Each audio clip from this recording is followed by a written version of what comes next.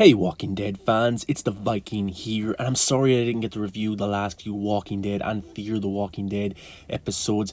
I just had a lot of technical difficulties. I didn't get a chance to upload them onto the channel, but in this video I'll do the two last episodes for WorldBeyond episode 6 and episode 7, with episode 8 coming this weekend. So the two episode reviews will be in this one video. So let's get to episode 6, Shadow Puppets. This episode for me initially was the best episode of the season so far. I thought it was pretty good. A mysterious character was introduced, Percy, and my eyes kind of rolled a little bit when this character came in, because I thought, oh, here's the pretty boy, the girls are going to like him, they'll have a crush on him, something like this. That's what I initially thought, but I didn't initially trust Percy whatsoever. I didn't really like something about him. I didn't know what it was, but he definitely wasn't telling the truth, because the girls caught him out with his lie about how far he travelled within a few months, which didn't make any sense. They called him out over it. He changed the story on about a truck that was taken off him. So there is red flags already. This episode overall is good. There's a bit of mysterious to it, especially with new characters coming in. And then the kind of goal of this episode is to help Percy get his truck back off these guys who took it off him. So, okay, that's what the episode's about. And none of the characters really question whether Percy's a good person or not, whether they can trust him. They go off on this mission with him. Of course, they want the truck because then it'll be easier to get to New York to see Hope and Iris's father. Fair enough. So we get into the episode and they go to a location where the truck might be where these guys took it. They go there, they see the truck drive in, they follow the truck. So their plan is to steal the truck before the people inside realize that they have it gone. They go to the truck, Percy and Felix. They open the truck door and there's a guy there, and it seems to be like his head has been blown off and he was killed. So maybe the guys in this group have turned on each other to some degree and they have killed him, maybe. So anyway, they kind of split up to a degree. You got Silas, you got Elliot as watchouts, Hope. Iris goes with Percy, which it looks like that she has a crush on him. Felix is also scouting the area. So they go up, they get the keys, and it looks like there's people, these enemies are in the room. One of them is having a shower or something like that. So Iris brings the keys down to the truck, and you also got Percy who said, look, I have to get my bag, I'll be down in a few minutes. We hear a gunshot, stuff like that, and Iris goes back up to save Percy. She realizes that he's gone, there's absolutely nobody up there. It was a walker in the bathroom. It cuts to downstairs, and the guy that we see with the head blown off magically gets up, gets into the truck and goes away. Percy catches up. And it was a big ploy to steal all their stuff, all their equipment, all their food, all their weapons. That's what it was between Percy and his uncle. Meanwhile, Iris can see Percy running away. She chases after him. She ends up in a dumpster, a big dumpster where she can't get out. There's a walker in it. There's a pretty tense moment. And tell you what, that's a pretty good scene. It was a nice tense moment there in that episode. But, in fairness, Percy and his uncle come back. They save Iris and they all get away in the truck. I like this episode because there was a lot of mystery to it. We didn't know who these characters were. And then we kind of thought maybe there was bad guys in this building. And how is this going to react, them actually facing human beings who might want to kill them? But, of course, it was a big ploy to get all their stuff by Percy and their uncle. So they solve everything. They make up amends, and Percy and his uncle seem to be a part of the group now. I don't know why, but it was a good enough episode for me, you know. I did. And Silas seems to be very jealous of the relationship between Iris and Percy a lot. Hope feels guilty again for killing Elton's mother. That's an ongoing theme in the episode. And the last 2 or 3 minutes are actually pretty heartbreaking, very sad.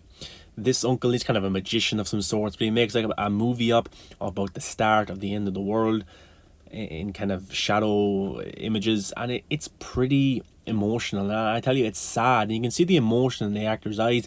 The actors did a pretty good job. They look sad, and you really definitely feel for them. So I like it. And you can see even Silas looking over at Percy and Iris, and he doesn't like it whatsoever. Silas is a bit effed up as a character, and in this episode as well, I just think it was the best episode of the season so far. One I really like, and episode 6 definitely was a big highlight for me. Let's move on to episode 7. 7 is called Truth or Dare, and there's a lot of CRM details in this. These guys, the truck that they have is a CRM truck. Pretty cool. And they talk about the helicopters as well. the uncle and Felix, but these helicopters that are going around. Look, we'll work together, we'll get to New York.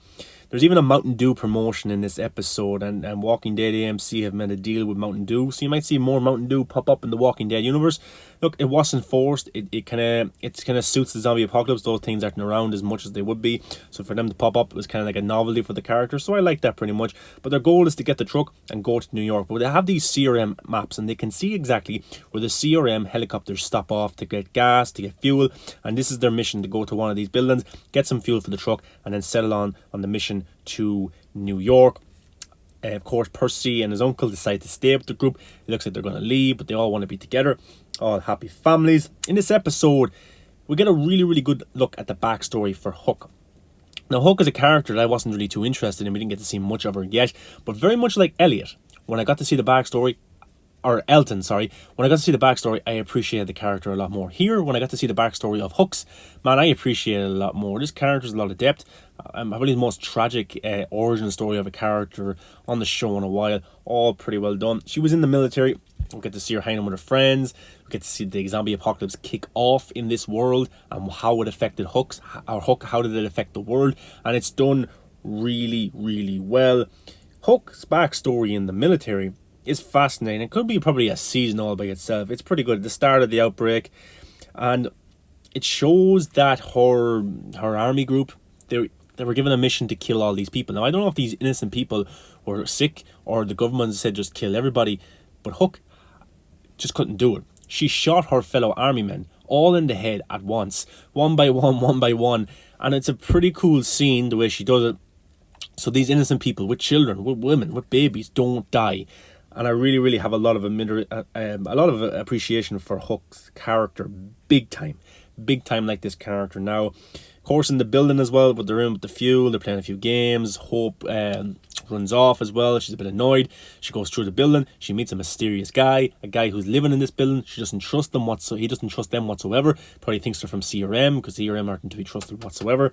He takes Hope by hostage, knife point, and you get to see Hook come into the equation, talks very nicely to the guy. You can see her military back experience coming into this episode, trying to negotiate with the guy to put down the knife. You don't want to do this, forget about it. But what does Hook do? The minute that Hope is released, she kills the guy brutally. She kills him. And it shows her brutal side and what she's willing to do. She will do anything to survive and also do the right thing. So that's a lot to be given for that character. Hope confesses to Hook that she is the one who killed Elton's mother after Elton's mother killed her mother. Hook basically said, get over it. Move on. We all done bad things. You were doing it to save yourself. She killed your mother, all that stuff.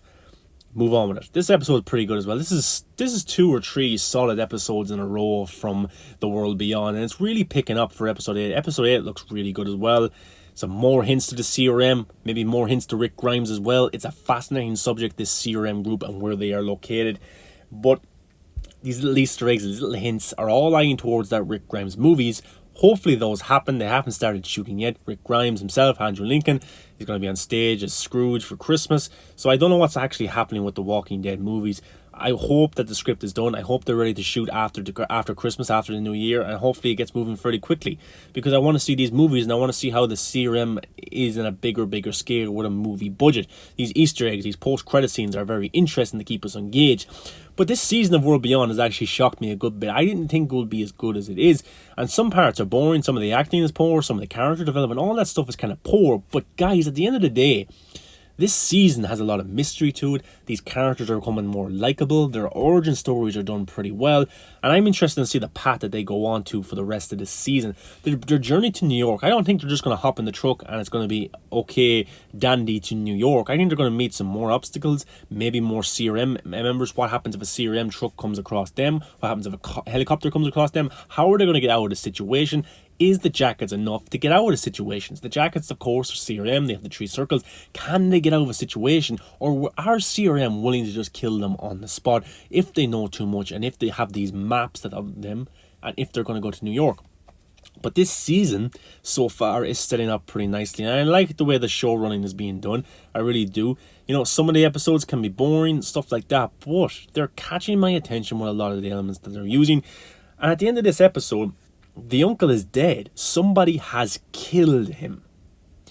Who? We just see Silas there again, all bloody. The window broke. Where's Percy? What's going on with Silas? Is Silas driven to the point of madness that he is so jealous that Iris and Percy are hanging around each other so much that he's willing to kill for her love? That's pretty messed up, man. That really is. And this Silas character, Elton, Hook, man, these characters are a bit effed up in the head from the things and the experiences that they've gone through. And it's a character study that's fascinating to watch as a viewer, I think.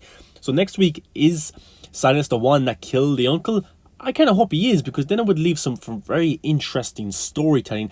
Are they willing to leave Silas behind because he is a killer? Because maybe Silas didn't do it and he just can't say it. I don't know. But if he is being left behind because he killed somebody, that's pretty brutal. It really, really is. And how does that play into the series going forward? Does Silas come back, or are they just going to kill off Silas like straight away?